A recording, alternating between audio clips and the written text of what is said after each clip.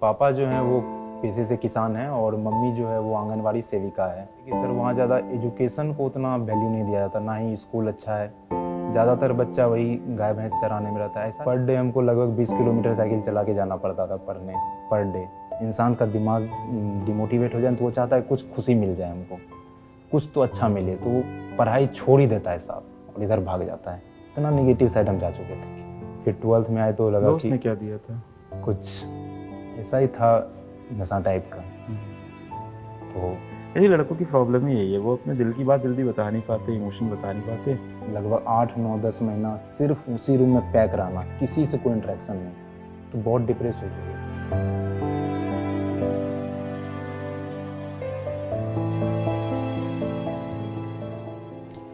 जय हिंद, मेरा नाम है अलक पांडे और आज मेरे साथ हैं नीट 2023 के टॉपर छात्र मयंक कुमार।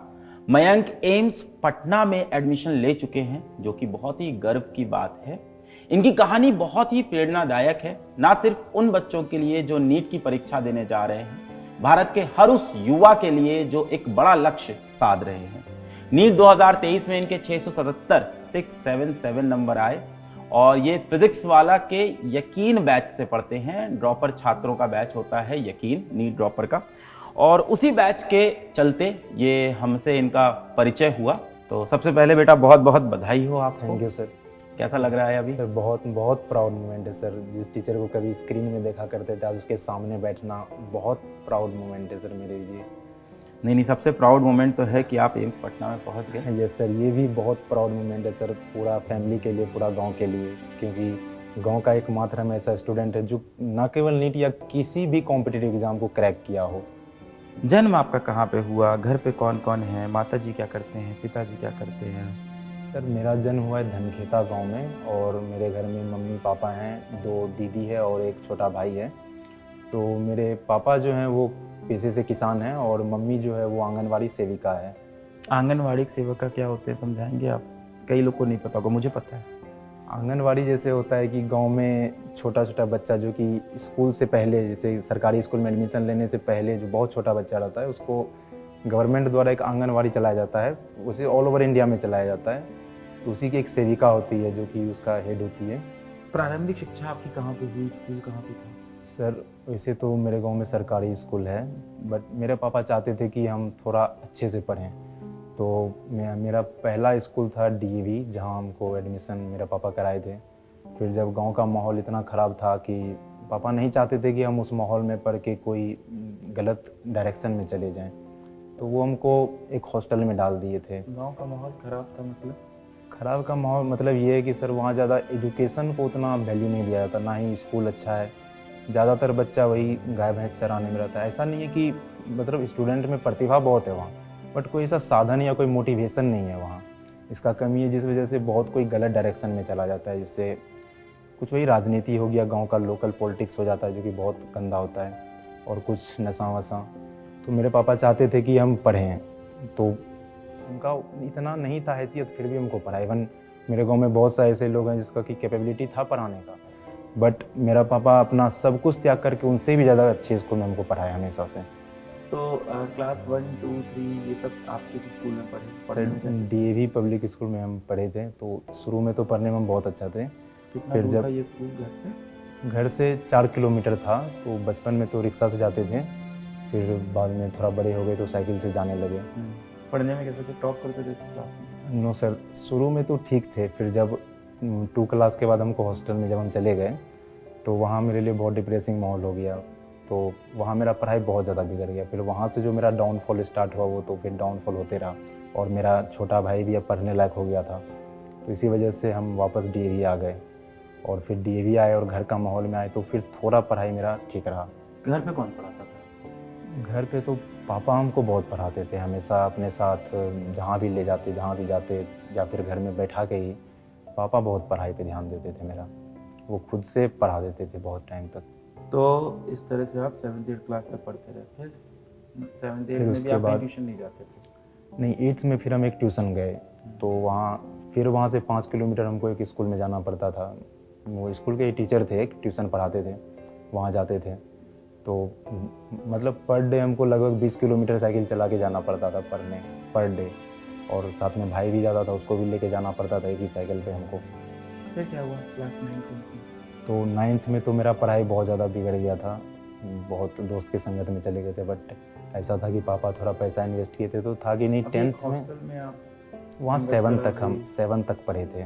हॉस्टल में क्या दिक्कतें होंगी आप बता रहे हॉस्टल में सर ये होता है कि जितना भी बच्चा पहुंचा था शायद उस हॉस्टल में, एक तो बहुत स्ट्रिक्ट रूल था हॉस्टल का, तो शायद हम सरवाइव नहीं कर पाए उस समय, शायद उतना हम स्ट्रॉन्ग नहीं थे। तो 9th में तो थोड़ा ख़राब हो गया था पढ़ाई, बट 10th में था कि अच्छा मार्क्स लाना है। तो बोर्ड 10th में हाँ बोर्ड था, प्रेशर था। तो 10th बोर्ड में कौन मेरा सा था ये स्टेट बोर्ड? CBSE बोर्ड था सर। CBSE board. हाँ, खैर फिर उसके बाद 10th में मेरा अच्छा मार्क्स रहा, अबाउट 89% मार्क्स रहा मेरा।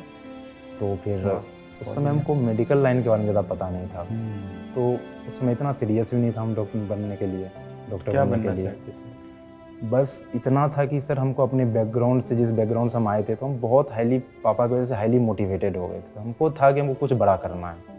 उस समय हमको डायरेक्शन नहीं था कि किस डायरेक्शन से हम करें, बट इतना था कि कुछ तो करना है। जो बच्चा गरीब घर में पैदा होता है उसका लक्ष्य होता है कि उसे ढेर सारे पैसे कमाने हैं, और मुझे लगता है इस सोच में कोई बुराई नहीं, बिल्कुल नहीं। क्योंकि आप इन हालातों में पैदा हुए होते हो कि जो आपकी बेसिक ज़रूरतें हैं वो आपको नहीं मिल रही हैं, तो आपको लगता है इतना पैसा हो कि मैं अपने माँ बाप को हर खुशी दे दूँ किसी तरह से करके। Yes sir. फिर क्या हुआ? 10th तक आपको फिर मेडिकल परीक्षा हाँ, तो पता ही नहीं थी। कोई पता नहीं था। तो मेरा एक दोस्त बोला, उस समय तो ऐसा था कि तो सब जानता है मेडिकल कितना महंगा होता है, और मेरे गांव से तो कोई ऐसा कॉम्पिटिटिव एग्जाम में जाता तक नहीं था। तो मेरा एक दोस्त था, उनको बताया कि वो जा रहा था कोई कोचिंग का ऐसे टेस्ट देने, स्कॉलरशिप टेस्ट। तो हमको बोला कि चलो साथ में दे देना, अगर तुम यहाँ थोड़ा इन्वेस्ट कर दिया किसी तरह से, तो जो तुम्हारा मेडिकल कॉलेज में करोड़ों रुपया बच जाएगा, गवर्नमेंट तुमको पढ़ाएगा। जब इस सब बारे में डिटेल में जाने हम, तब हमको लगा कि नहीं, ये वो लक्ष्य है, ये वो पाथ है जिस पे चल के हम अपना गोल अचीव कर सकते हैं। तो हम जब पापा को बोले, तो पहले तो पापा बोले नहीं, इतना तो नहीं दे पाएंगे, ये तो पॉसिबल नहीं है। तो पापा का भी था कि हाँ, अब पढ़ लिया, 12th कर लिया, तो जो गांव में बेसिक है था कि थोड़ा बड़ा करे, बट इतना पैसा तो इन्वेस्ट नहीं कर सकते थे। तो जब हम बोले कि हम फ्री में डॉक्टर बन जाएंगे बहुत मिनिमम कॉस्ट पर, अगर हम अच्छा कॉलेज ले लिए, तो तब पापा थोड़ा माने और एक ज़मीन बेचे थे किसी अपने काम के लिए। उसे थोड़ा ही ज़मीन था, वो बेचे थे, और बिना कुछ सोचे हम पे भरोसा करके मेरे ऊपर इन्वेस्ट कर दिया।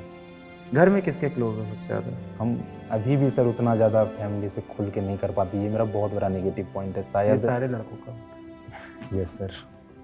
लड़के ऐसे ही Of होते course, हैं, ऐसे ही। अपने घर वालों से बात ही नहीं कर पाते हैं। हम आज भी बहुत सारा ऐसा इमोशनल बात है जो हम यहाँ बोलेंगे, बट मेरे फैमिली में किसी को नहीं पता है। बिल्कुल, अगर उनको आप पता भी चलेगा तो हमेशा यहाँ से। देखो, जो माता होती है, मम्मी होती है घर की, और अगर आपकी कोई बहन है तो मम्मी और बहन का बॉन्ड बड़ा स्ट्रांग दिखता है। हाँ, दोनों हमेशा बिल्कुल। साथ में रहेंगे, साथ में घूमेंगे, साथ में सोते हैं, उन लोग हमेशा साथ में किचन में खाना बना रहे हैं, साथ में सारे काम। और अगर घर में बेटा है तो वो एकदम दूर रहता है माँ और सर। बहन से।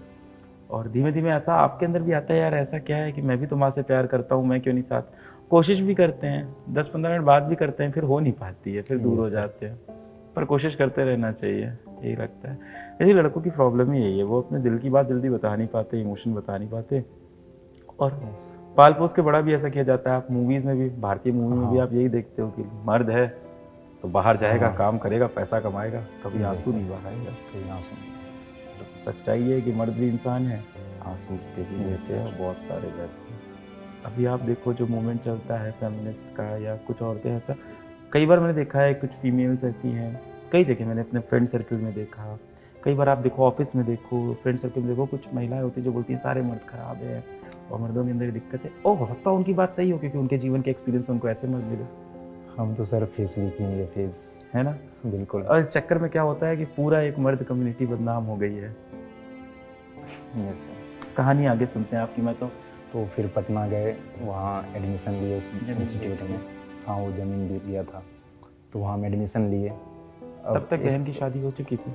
नो सर, नहीं हुई थी। और अभी कहीं ना बहन की कहीं शादी वो, भी करनी है, और कहीं अभी हो गई है, बट उस हाँ उस वक्त से। और वो और ज़मीन का कहीं पैसा ना आप पे लग कहीं, गया। और कहीं ना कहीं वो ज़मीन इसीलिए बेचा गया था कि दीदी का शादी हो, और वो पैसा पापा हमको दे दिए। तो वो एक जो प्रेशर था मेरे ऊपर, और ऐसा था कि कुछ तो बड़ा करना है, अब जा रहे हैं तो, और मोटिवेटेड तो बहुत ज़्यादा थे।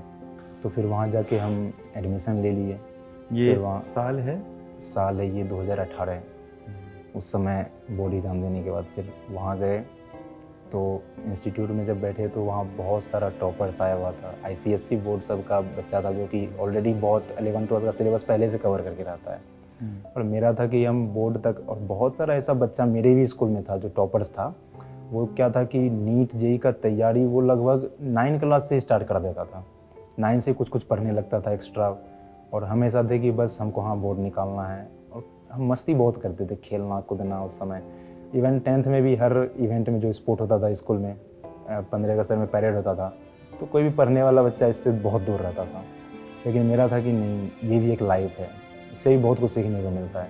तो स्पोर्ट में भी हमेशा एक्टिव रहे, और पढ़ाई को भी 10th तक तो मेंटेन किए।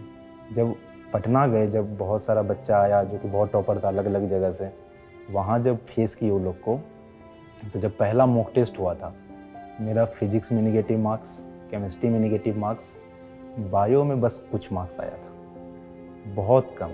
और वो जब मैसेज डायरेक्ट मेरे पापा को गया, इतना नेगेटिव मार्क्स, तो पहले तो हमको लगा कि चलो पहला बार है, फर्स्ट है, कोई दिक्कत नहीं, सेकंड टेस्ट में और मेहनत करेंगे। हॉस्टल में रहते हो? नो सर, अफोर्ड नहीं कर सकते। तो कहाँ रहते थे? हम एक रूम में रहते थे लेके, अच्छा। खाना खुद बनाते थे वहाँ।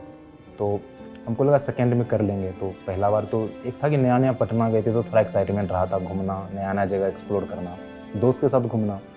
तो फिर सेकंड बार से सब कुछ बंद किए, खुद से बहुत ज़्यादा पढ़ने लगे, और अगला बार फिर से वही हुआ, फिर से नेगेटिव मार्क्स, और ये कंटिन्यू होते रह गया। इस चक्कर में डिमोटिवेट होते गए, तो कुछ गलत दोस्त के संगत में आ गए फिर, कि ये ले लो डिप्रेशन कम हो जाएगा, इस टाइप से। तो 12th में? 11th में पटना में ऐसा आम बात था स्टूडेंट के बीच में, वहाँ बहुत स्टूडेंट जाते हैं और वहाँ आम बात है, कॉमन बात है। तो थोड़ा नेगेटिव साइड हम गए और जाते चले गए। और उस समय नया नया पटना जाना, तो कुछ फ्रेंड बनी, और मेरा ऐसा था कि अब पढ़ाई नहीं हो रहा था तो और ज़्यादा डिमोटिवेट हो गए। एक होता है ना कि अगर बहुत ज़्यादा इंसान का दिमाग डिमोटिवेट हो जाए तो वो चाहता है कुछ खुशी मिल जाए हमको, कुछ तो अच्छा मिले, तो वो पढ़ाई छोड़ ही देता है साहब और इधर भाग जाता है। इतना नेगेटिव साइड हम जा चुके थे। तो ये कुछ ऐसा फेज था जो कि और मेरा रिजल्ट ख़राब होते रहा। फिर 12th में आए तो लगा दोस्त कि ने क्या दिया था? कुछ ऐसा ही था, नशा टाइप का। तो इसको बोलते हैं शैतान से समझौता करना। ये सर, शैतान जो होता है ना, वो शैतान जैसा दिखता नहीं है कभी, और सबसे पहले कहता है मेरा हाथ थाम ले, तेरे हाँ। सारे कष्ट दूर हो हाँ जाएंगे। बिल्कुल। फिर आप हाथ थामते हो, हाथ फिर शैतान थामते कहता है चल इन पेपर पे एक बार साइन कर दे, तेरी ज़िंदगी अच्छी हो जाएगी। पेपर के पहले, डॉक्यूमेंट के पहले पन्ने पे लिखा होता है तेरी ज़िंदगी में खुशी होगी, तू साइन मारता है। अगले पन्ने में लिखा होता है तुझे आराम मिलेगा, तू साइन मारता है। अगले पन्ने तक तू बिना पढ़े जब साइन मारता है ना उसको, तो उसमें लिखा होता है कि मैं तेरे ज़िंदगी का सारा कंट्रोल अपने हाथ में ले लूँगा, यस सर, तू सिर्फ एक कठपुतली बन के। Yes sir. और इंस्टीट्यूट में ऐसा था कि बहुत से लोग, बहुत से बच्चे, बहुत सा यूथ इस चीज़ में भी विश्वास करता है कि कुछ प्रकार के ऐसे नशे हैं जो उनको आगे बढ़ने में मदद करें। यस सर, आज भी मेरा एक दोस्त बोलता है इस टाइप से बात। इससे तुम्हें क्रिएटिव थिंकिंग हाँ। मिलेगी, इससे तू दूसरी दुनिया के बारे में सोचेगा। मैं आपको जीवन के अनुभव से ये चीज़ बता सकता हूँ, कुछ भी नहीं मिलेगा आपको, कुछ भी नहीं मिलेगा। दिन, महीने, साल आपके गुजरते जाएंगे, आपको अपनी खराब होती तबीयत, घर वालों से खराब होते आपके रिश्ते, खराब होते हालात, जेब खाली होती हुई, आँख काली होती हुई, इसके सिवा आपको कुछ नहीं मिलना उस दुनिया से कभी भी। कब तक चला ये सिलसिला भाई? पूरा 12th तक। 12th के स्टार्ट में लगा था कि चलो 11th बर्बाद हो गया, 12th संभाल लेंगे हम। घर पे बात नहीं करते थे? हम ऐसा है कि सर हम कॉल्स पे भी घर पे ज़्यादा बात नहीं करते। मम्मी कभी कभी बोलती थी कि कॉल काहे नहीं करता है तुम। काहे नहीं करता था तो? यही रीज़न था कि बहुत नेगेटिव मार्क्स आ रहे हैं, कैसे बात करें, क्या बात करें, गिल्ट।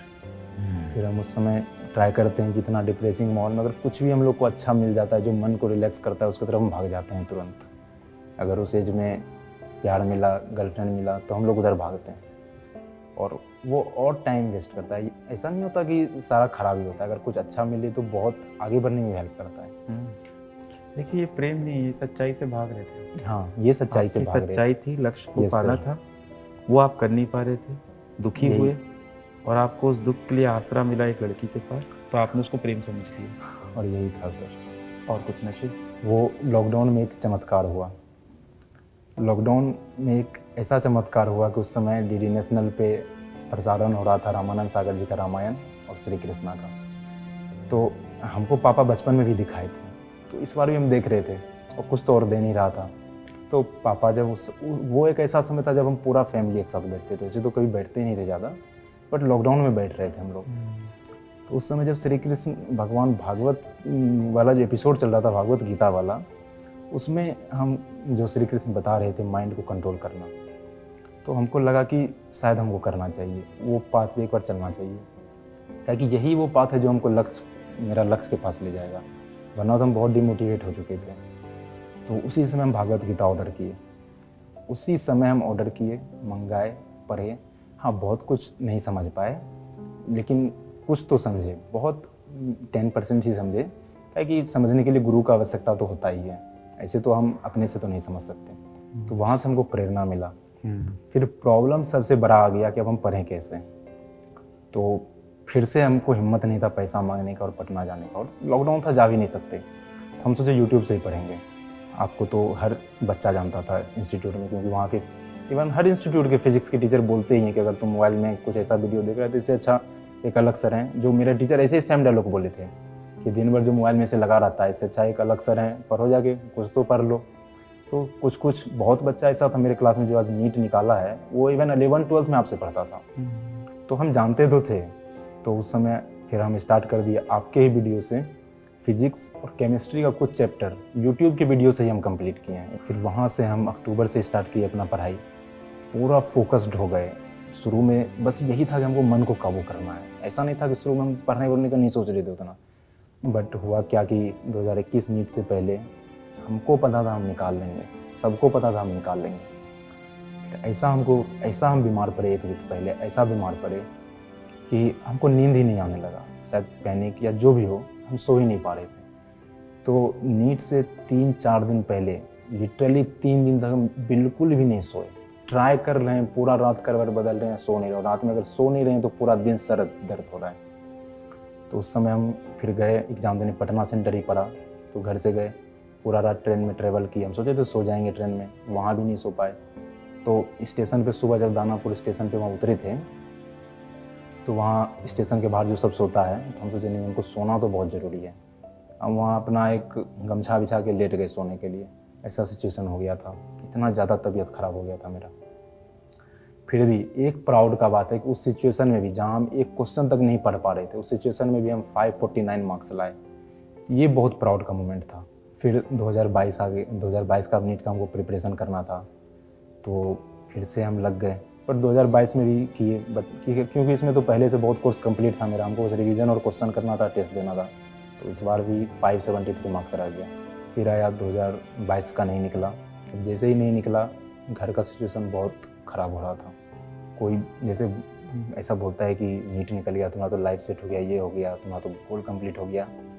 मेरे मन में है ये बस मेरा पहला स्टेप है, बस ये मेरा बस एक शुरुआत है। पहला स्टेप है अपना जर्नी का, जो मेरा गोल है वहाँ तक जाने का। और हम जाएंगे, अपना तरफ से तो पूरा कोशिश करेंगे। अब रिजल्ट जो भी आए, नहीं आएगा तो भी खुश रहेंगे कि हाँ हम कोशिश की अपने लिए, और आ गया तो बढ़िया है। फिर नीट की तैयारी की उस साल भी? हाँ सर, फिर रात में 1 बजे तक पढ़ते थे और फिर सोते थे। सुबह 5-6 बजे उठते थे, सुबह भी 1 घंटा पढ़ के। जैसे स्कूल में 7 बजे रिपोर्ट करना रहता था। फिर क्या हुआ? फिर पढ़ाई किए बहुत ज़्यादा। फिर आया फेब का महीना, फरवरी। उस समय 2 महीना बचा था, फरवरी, मार्च, अप्रैल, 3 महीना था मेरे पास। तो फिर हम स्कूल छोड़ दिए, बोले कि अब 3 महीना तो 100% देना है। और इवन इस बार भी हम वही यकीन बैच का आप ही के PDF से पढ़े, फिर से वही जितना प्रीवियस ईयर क्वेश्चन था वही किए थे, और उसी में कुछ मार्क करके रख दिए थे। उसको नोट्स में लिख लिए थे कि नहीं ये क्वेश्चन में हमको बार बार डाउट आ रहा है। कुछ ही था, जैसे हर चैप्टर में मात्र 3-4 क्वेश्चन ही ऐसा होता है जो कि बिल्कुल कॉन्सेप्ट से थोड़ा हटके होता है, जिसको कहीं ना कहीं थोड़ा दिमाग में रखना जरूरी है, नीट के लिए स्पेशली। कई बार हमें लगता है कि जो बड़े लक्ष्य हमने साधे हैं, उनको पाने के लिए हम जीवन में चाहे जो भी खो दें कोई फ़र्क नहीं पड़ता, हम कितने ही कठोर बन जाएं कोई फ़र्क नहीं पड़ता, हमारे शरीर का हमारे मस्तिष्क का कितना नुकसान हो, कुछ भी कर जाएं, पर इस पूरे प्रोसेस में आप बहुत कुछ खोते हो।